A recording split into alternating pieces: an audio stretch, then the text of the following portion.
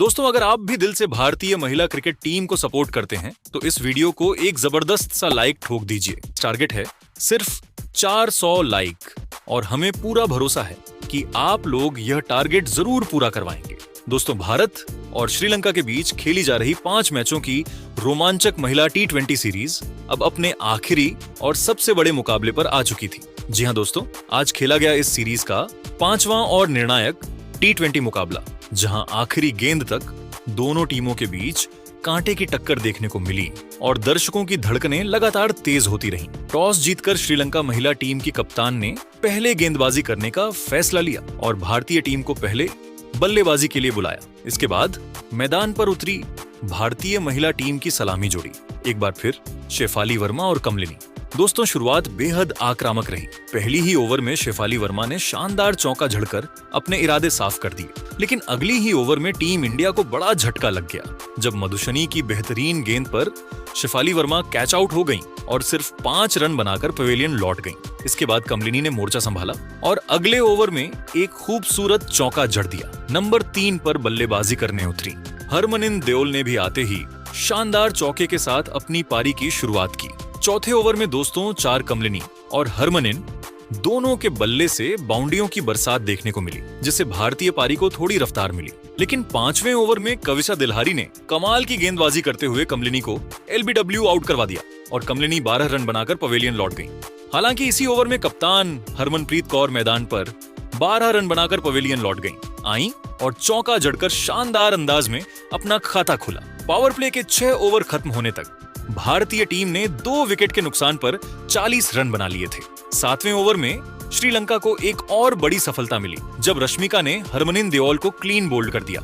हरमनिन 13 run बनाकर out हुई, लेकिन इसी ओवर में मैदान पर आई ऋचा घोष ने आते ही बाउंड्री जड़कर दर्शकों का उत्साह बढ़ा दिया। 8वें ओवर में कप्तान हरमनप्रीत कौर ने अपने क्लास और अनुभव का शानदार नजारा पेश किया और लगातार 3 चौके जड़कर ओवर में पूरे 14 रन बटोर लिए। लेकिन 9वें ओवर में श्रीलंका की कप्तान चमरी अतापत्तू ने बड़ा वार किया और खतरनाक बल्लेबाज ऋचा घोष को कैच आउट करवा दिया। ऋचा सिर्फ 5 रन बनाकर पवेलियन लौट गईं। 10 ओवर पूरे होने तक भारतीय टीम का स्कोर 4 विकेट के नुकसान पर 74 रन था। इसके बाद 11वें ओवर में एक बार फिर चमरी अतापत्तू ने शानदार गेंदबाजी करते हुए दीप्ति शर्मा को भी कैच आउट करवा दिया और दीप्ति 7 रन बनाकर पवेलियन लौट गईं। एक छोर से कप्तान हरमनप्रीत कौर भारतीय पारी को संभाले हुए थीं, लेकिन विकेट गिरने की वजह से रन गति थोड़ी धीमी पड़ गई थी। इसके बाद 13वें ओवर में अमनजोत कौर और हरमनप्रीत कौर के बल्ले से एक शानदार चौका देखने को मिला, जिससे टीम इंडिया को थोड़ी राहत मिली।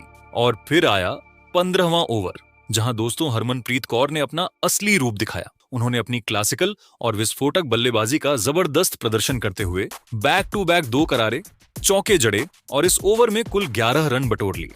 इसी के साथ दोस्तों कप्तान हरमनप्रीत कौर ने अपना शानदार अर्धशतक भी पूरा कर लिया और पूरा स्टेडियम तालियों की गड़गड़ाहट से गूंज उठा। 16वें ओवर में हरमनप्रीत कौर के बल्ले से अब तो हमें एक गगनचुंबी मैक्सिमम देखने को मिला और इसी ओवर में एक चौका लगाकर ओवर में 15 रन बटोर लिए। अब दोस्तों अगली ही ओवर में दोस्तों हरमनप्रीत कौर के बल्ले से एक और चौका देखने को मिला। इसी ओवर में अमनजोत कौर के बल्ले से भी हमें एक मैक्सिमम देखने को मिला, लेकिन इसी ओवर में रश्मिका ने शानदार गेंदबाजी करते हुए अमनजोत कौर को कैच आउट करवा दिया। इसी के साथ अमनजोत कौर 21 रन बनाकर चलती बनी। इसके बाद दोस्तों 18वें ओवर में कविशा दुलारी ने भी शानदार गेंदबाजी करते हुए बड़ा विकेट हासिल किया। हरमनप्रीत कौर को क्लीन बोल्ड कर दिया। इसी के साथ हरमनप्रीत कौर ने अपने इस बेहतरीन पारी में 43 गेंदों में 68 रनों का शानदार योगदान दिया। इसके बाद दोस्तों 19वें ओवर में स्नेहा राणा के बल्ले से एक खूबसूरत बाउंड्री देखने को मिली। इसी ओवर में अरुंधति रेड्डी ने भी शानदार चौका जड़ दिया। 20वें ओवर में अरुंधति रेड्डी ने विस्फोटक बल्लेबाजी करते हुए टहलका मचा दिया। जी हां दोस्तों, इस ओवर को काफी बड़ा कर दिया। पहली गेंद पर अरुंधति ने एक खूबसूरत चौका जड़ दिया। इसके बाद दूसरी गेंद पर अरुंधति के बल्ले से हमें एक मैक्सिमम और खतरनाक देखने को मिला। तीसरी गेंद पर अरुंधति रेड्डी ने एक खूबसूरत चौका जड़ दिया और चौथी गेंद पर भी एक और शानदार स्लाइसेस चौका लगाकर अरुंधति रेड्डी ने 20वें ओवर में कुल 20 रन बटोर लिए और इस तरह से टीम इंडिया ने 20 ओवर के पारी में 7 विकेट के नुकसान पर 175 रन बना लिए थे। दोस्तों, भारतीय महिला टीम ने श्रीलंका महिला टीम के सामने जीत के लिए 176 रनों का विशाल सा लक्ष्य रखा था। इस लक्ष्य का पीछा करने के लिए श्रीलंका की तरफ से सलामी बल्लेबाज के तौर पर चमरी अथापत्तु और हसीना परीरा एक बार फिर से ओपनिंग करने के लिए मैदान पर उतरे। शुरुआत में भारतीय टीम ने काफी खूबसूरत और शानदार गेंदबाजी की। दूसरी ही ओवर में टीम इंडिया को बड़ी सफलता मिली। अरुंधति रेड्डी ने शानदार गेंदबाजी करते हुए चमरी अदाबत्तू को कैच आउट करवा दिया। इसी के साथ वह मात्र 2 रन बनाकर चलती बनी। इसके बावजूद भी तीसरे ओवर में इमेशा दुलारी ने शानदार बल्लेबाजी करते हुए इस ओवर में बैक टू बैक 2 करारे चौके जड़ दिए। अगले ओवर में दोस्तों इमेशा दुलारी और साथ ही में हसीना परीरा दोनों ही बल्लेबाजों के बल्ले से हमें एक बाउंड्री देखने को मिली। 5वें ओवर में दुलारी ने शानदार बल्लेबाजी करते हुए एक चौका जड़ दिया, तो वहीं पर छठे ओवर में दुल्हनी के बल्ले से और हसीनी पर्राग के बल्ले से भी हमें एक बाउंड्री देखने को मिली। देखा जाए तो 6 ओवर के पावर प्ले में श्रीलंका की टीम ने 1 विकेट के नुकसान पर 48 रन बना लिए थे। इसके बाद 7वें ओवर में हसीनी परेरा ने एक और खूबसूरत चौका जड़ दिया। अगले ओवर में इमेशा दुलानी के बल्ले से भी हमें शानदार चौका देखने को मिला। देखा जाए तो दोनों ही खिलाड़ियों के बीच शानदार साझेदारी पनप चुकी थी और टीम इंडिया को विकेट की जरूरत थी। 10वें ओवर में हसीनी परेरा ने एक और खूबसूरत बाउंड्री जड़ी।